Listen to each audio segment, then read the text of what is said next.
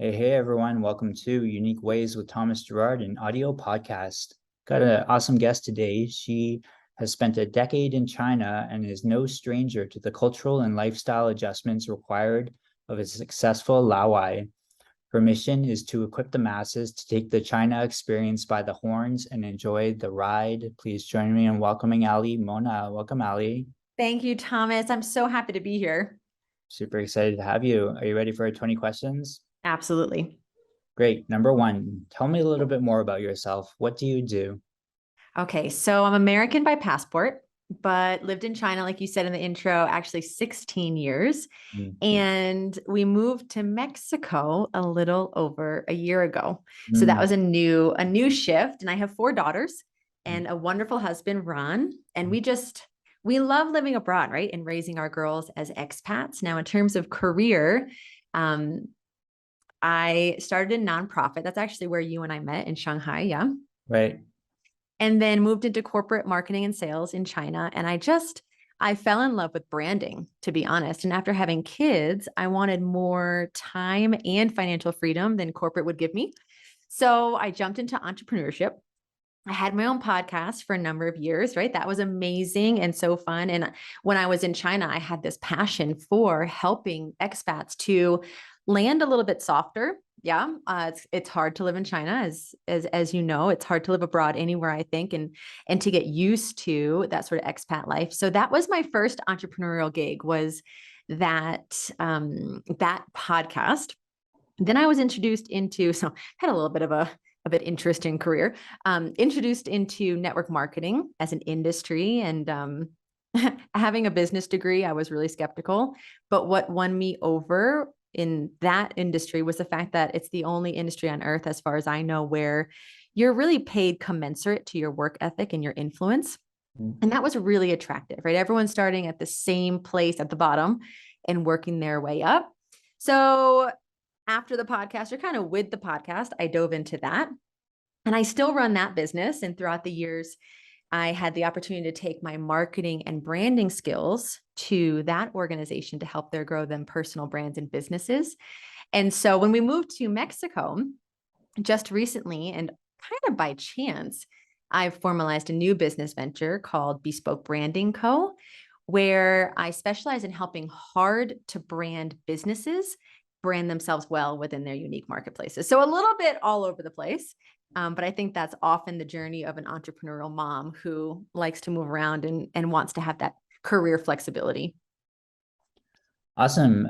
Just a note for our audience, for those who didn't catch that, Ali and I met in Shanghai working at an NGO. I always call it an NGO, but maybe it's just a nonprofit. But we were both working there in Shanghai. It was many years ago now. So that's how we met. Mm-hmm. Number two, what's a key piece of knowledge that makes you different? Okay, I love this question. Now, you've likely heard of the term unconscious competency. Yeah, it's something that you do so well or so easily and so naturally that it's often disregarded as a skill or even a competency.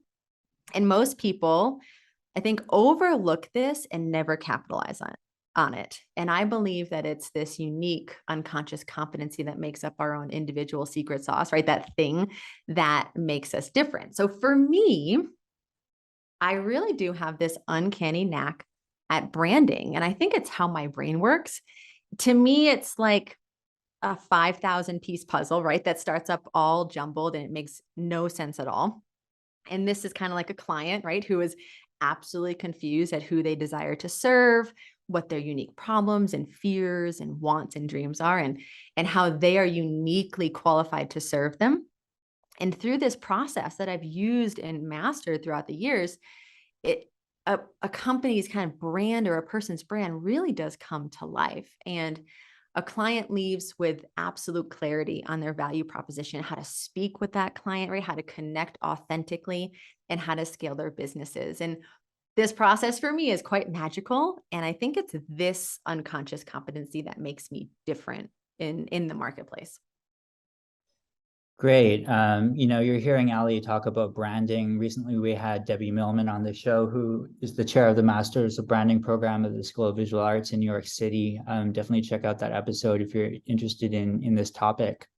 Number three, why this of all things? Why do you do what you do? Well, you heard in my little intro that I've done a lot of things, right? But the bottom line for me, kind of the thread that connects them all, is this burning desire, or maybe even a need, to help unlock freedom and possibility into people's lives. And it sounds a little bit of a lofty vision, right, for a network marketing professional or a branding company. But if you think about it, the opportunity for people to start home-based businesses, right, around their busy lives, families, and other responsibilities, this absolutely speaks to me as a mom of four. We have a really big family, and the regular corporate path that I thought I was so excited to go on just wasn't going to work anymore. And this absolutely unlocks freedom and possibilities. And I've witnessed families really earn that. And being a part of that is what fuels me. And in terms of branding, when a business owner comes to you confused, knowing that they want and can serve their communities better, but they're just confused about what they bring to the table, right? Then the branding process, it absolutely provides them freedom in terms of clarity. And this, right? When we're crystal clear on what we want or on a value proposition, who they can and cannot serve and how they're going to do it, the amount of freedom that they can experience in their business and their life is remarkable. Okay. So in fact, I think this is through the lens in which I parent, as well as I'm thinking about this, providing my daughters with the mindset and the skill set to really pursue their dreams, never getting stuck in that cubicle unless that's what they want to do. Mm. Right. And experience their own freedom and possibility in their lives. And I think my closest partners have told me time and time again that I can help people get out of a paper bag, 100 different ways, right? And they're right. For me, possibilities are everywhere. And perhaps it's a part of my journey, right? To help others to see them and to take advantage of the freedom that they provide. Great. So you've had an amazing life. So number four is great for you. What does your future look like? Oh, this is another great question, Thomas. First thing that comes to mind is my future is filled with possibility, which is probably true. But for my family, right now, my girls are 12, 10, 6, and 6. And so I have about a dozen years until my husband and I are empty nesters. And I intend to be fully present for my girls until they're out on their own. And then I think in terms of career, my golden number is 24 clients a year. Just that's it, right? Mm. 2 clients a month, 24 clients a year who are ready, willing, and able to work hand in hand with me to really nail their branding. And this is something that I don't outsource, right? Because you asked before, what's the secret sauce in this process? It's my brain. My brain is the secret sauce. Mm. And then I am in Mexico. So we're Mm. a little bit closer to home after 16 years in Asia.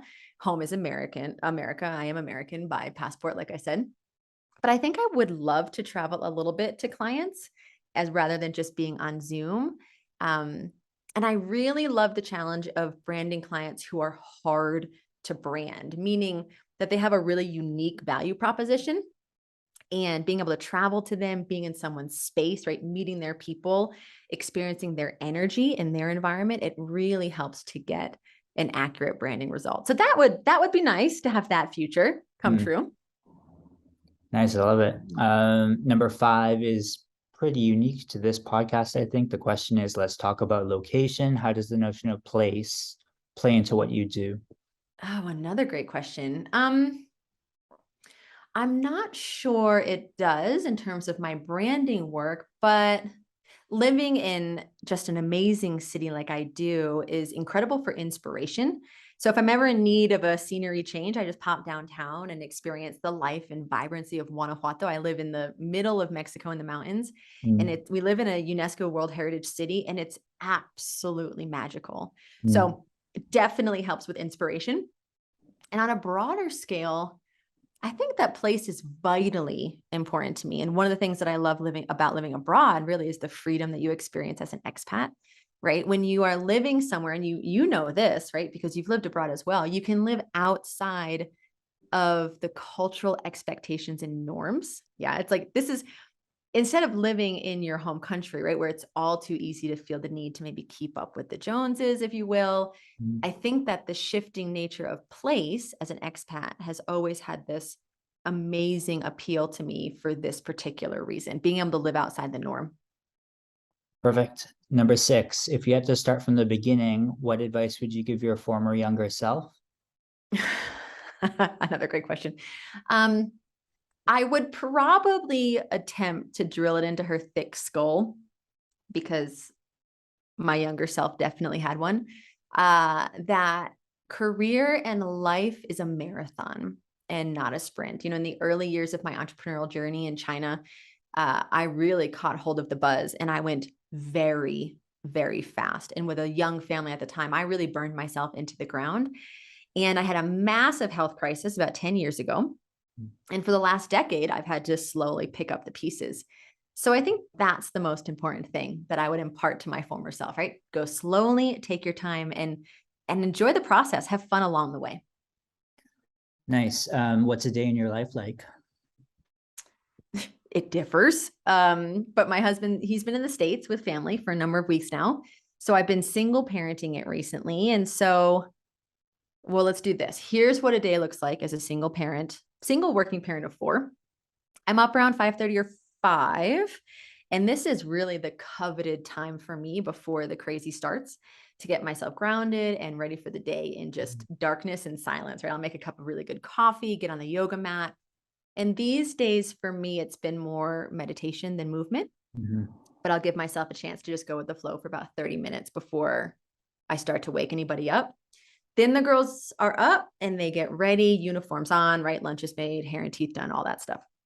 And then we're out the door around 6:45 in the morning and I'll drive them to school. I'm back home 7:15. I'll get a bit of a home workout in. And then after a shower and breakfast, I'm usually ready for the day about 8:30. So every day is different, but I'll have meetings with my team or I'll sit and do some branding work or build websites, right? Whatever is on the docket for the day until about 2:30. Girls are home at 3. And then we head out to the sports center. So we do about 3 hours of sports in the afternoon, volleyball and gymnastics. And then if I still have a little bit of work to do, I'll, take some calls. But typically my goal is to be done by 2:30 so that I'm present. And I never thought I'd be this mom, but I just I love those afternoon hours watching them train and Nice. practice. And it's a long day. We're typically home by 7:30. And then it's dinner, shower, bed, and each night I'll put the girls to bed. We'll read a story. We're currently reading Mary Poppins, which has been fun. And everyone's in bed by 8:30. And then I'll take kind of one last stroll around the house, tidying up, locking doors, prepping my coffee for the morning, right? Making sure I can find things like backpacks and uniforms and water bottles, because all that stuff makes the morning go just a little bit smoother. And honestly, I am in bed no later than like 9 o'clock, right? Because I need to have the energy to get it all going the next day. So recently with my husband gone, I can't do it all. I thought I was superwoman, but I'm not. And so I hired a wonderful woman to help us around the house a couple hours a day and just let go of the notion. Any mom who's listening, any working mom, any working parent who's listening can understand. I kind of let the notion go that I can and should do everything by myself. And so she's amazing. She cooks daily and keeps the house tidy so that I can focus on being a happy mom and getting my work done. Sweet. Number 8, lifelong learning is a popular topic these days. How do you stay up to date? Ooh, super, super important. My favorite thing to do is listen to podcasts because I can listen and, do something, listen and drive or listen and do laundry, right?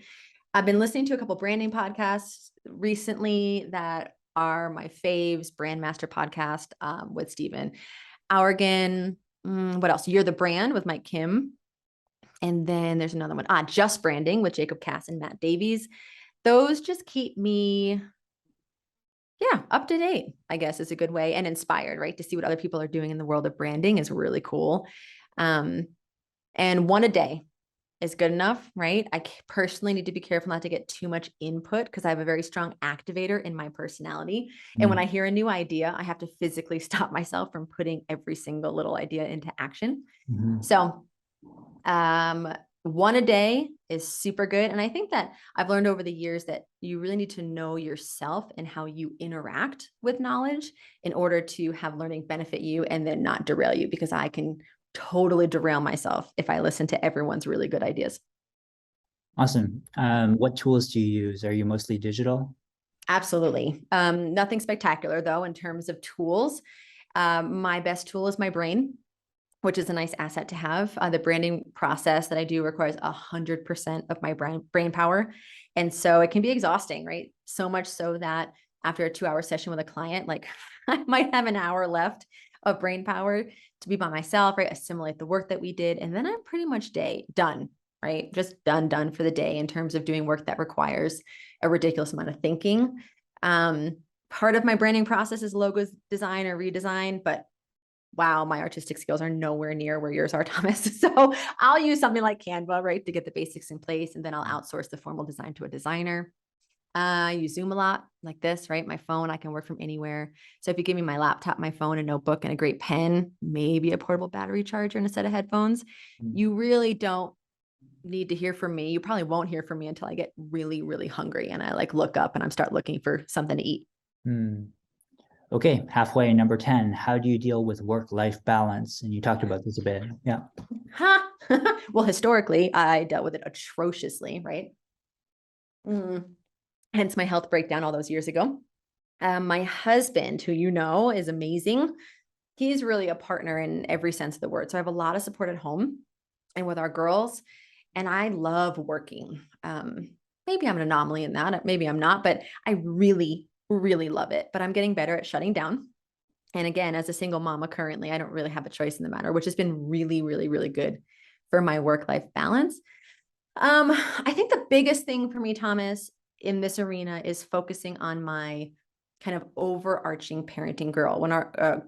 When our girls were little, we had mentors that really stretched us and saying, okay, your girls are teeny tiny, but what is the overarching parenting goal that you're working towards? And our goal is that when our girls are grown and they're out of the house, right? They're in college, they're on their own, they're starting their own families. The goal would be, I want them to want to come back to me, right? Even when they don't have to. And so, in order to make that a reality, I have to focus on developing super strong relationships with each one, right? I Mm. need to be present and prepared and open minded and a really good listener. And honestly, all of that requires that I unplug, right? And give them their due attention. So, any parent of multiple children will understand, having 4 children is hard in terms of having the time and the energy and the mental resources to provide this sort of attention for each one regularly. And so for that work-life balance, I just have to trust that my best is enough. And as long as I'm giving my best to them daily, then I do go to bed at night feeling like, okay, I'm one step closer to achieving that goal, right? That my relationship with them is incredible. And I'm pretty sure, not 100, but pretty sure that they're going to want to come home and see me when they don't have to. Awesome. Okay, if you weren't doing what you do now, what would you be doing? Hmm. Another great question. Well, coming from someone who loves work so much, I never thought I'd say this, but I would probably be a full-time mom. In the beginning, I think with such an incredible drive and passion to work, this would have been laughable. I would have never ever said this, but it's interesting because as my girls grow and I begin to see my time with them in this season of mothering coming to an end so quickly, oh, some days I just want time to stop. And if I didn't love the branding work as much as I do, I think I would totally be okay taking a hiatus from my career and picking it up again later. What would you not like to do with your career? Oh, what would I not like to do? Anything that requires getting dressed in the morning and like nice work clothes and rushing off to work and sitting in a cubicle somewhere. I Mm. have really fallen in love with my nomadic lifestyle of work. Mm. And I can't see myself really going back to answering to someone who doesn't have the best interest of me or my family in mind. And I'm a huge proponent of people tapping into their unconscious competencies and building a business of their own that can support them. And I'll tell you a quick story to Mhm. illustrate the power of building your own business. One of my girls, my third, was born with a congenital heart disease. She was born with half of a heart. It's called hypoplastic left heart syndrome. And when we adopted her at 12 months old, she had already had this one kind of major heart surgery. And when she was 4, it was time for another one. And We were in China at the time. We didn't know if we'd be in the hospital for like 2 weeks, 2 months, or 2 years in recovery. I mean, oftentimes for this surgery, there are cases like that. And you know what, Thomas? I didn't have to ask for any time off, any leave. I never had fear of losing my job, getting my pay docked, right? I could just focus 100% on my daughter and her healing. Mm, And I think that is why I'm such a proponent of building your own business that supports your lifestyle the mhm. way that it needs to, because I believe that everyone deserves to have that flexibility and freedom when they need it. Right. Do you have a favorite word, quote, or sentence? Okay, so you're not going to get anything really inspirational out of me, like an inspirational life quote on this one, but I think my favorite is simply "I love you." Right? The power of those words to change the world. Um, Starting from the worlds in our own hearts, right, to the greater world that we're all living in. I think that those three little words are unmatched and unparalleled. And I am not shy with these words. And when I say it, I mean it. And I think magic happens when people feel seen, heard, and loved. And a least favorite word, quote, or sentence? Oh,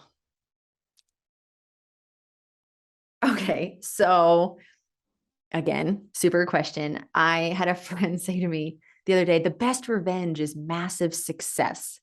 Um, And while I might agree fundamentally, like I think the ego side of me is like, yes, but I disagree with the heart behind it. I think working hard to prove your worth to others is a futile exercise, right? Do what you love the journey, and grow along it. And to me, that's enough, right? Don't let negativity towards others be your fuel to live your best life, because you know what?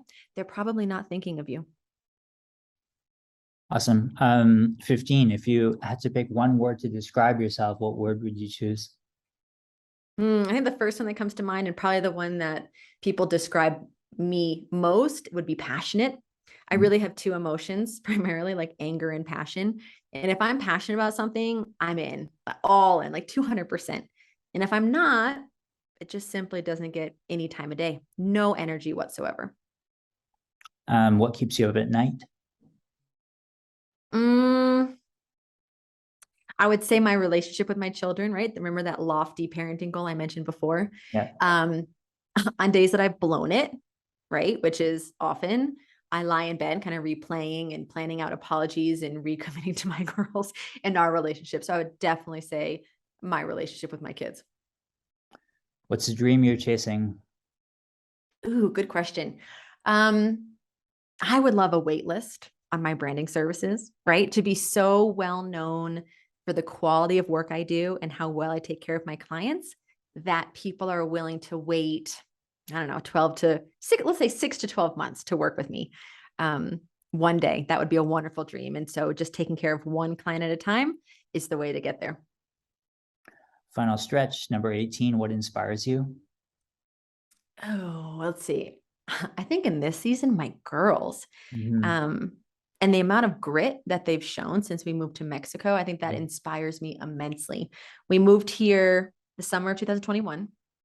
They didn't speak a word of Spanish. Mhm. And there's no international schools here, right? We live in the middle of Mexico. It's not an expat city, Mhm. no English speaking schools. And so we enrolled them in a private Spanish only school. Mhm. And somehow, they got up, went to school every day, unable to understand a word of Spanish. And they did it with joy, right? And now 14 months later, they're blossoming. They've become my little interpreters. And it's been really inspiring to witness. Awesome. Any advice you'd like to share? I think the piece of advice that helped me the most was take the time to uncover your unconscious competencies, right? Ask the people who already know, like, and trust you what it is that they think you're remarkably good at, because people don't see it. Like, we don't see our own unconscious competencies because it's something that we do that we're so good at that we're like, well, can't everyone do this? Right? This would be you and elements of your art and that career you've chosen, right? So once you figure that out, find a way to monetize it. Mhm. And while most of us would do our passions for free, we have to live. Yeah. And if you learn how to monetize your unconscious competency, work and a career will be easy for you, right? And joyful for you to operate out of your competencies, right? Work won't feel like work. And you'll be making, I think this is what gets me most excited. If you're working in your unconscious competency, you are going to be making a contribution to the world that only you can make because it's your unconscious competency. Awesome. And number 20, how can our listeners keep tabs on you? How can we follow you? I know you have some stuff on YouTube. I do. My YouTube channel. Remember, my career has been kind of crazy. Yeah. Let's go with Bespoke Branding Co. So my website's bespokebrandingco.com. Mm. I'm in the process of rebranding my Instagram, right? It's currently positively Ali Mona. We could put up my email too, support@bespokebrandingco.com. And if any of your listeners, your community is looking for, if they're hard to brand, I like the challenges, right? I do Yeah. offer a free consult to see if we're a good fit and to see if I can serve you well. And so your listeners could take advantage of that if they want to have a chat. That'd be great. Awesome. Well, thank you so much for being on the show. Those were such great years in Shanghai. We were there at such a good time, and it was great. It's great reconnecting with you after all these years, and hearing about the exciting stuff you're doing in Mexico. That's very cool. Thank you so much for your time, Thomas. I really, really enjoyed it. Okay, awesome. Thanks. Take care.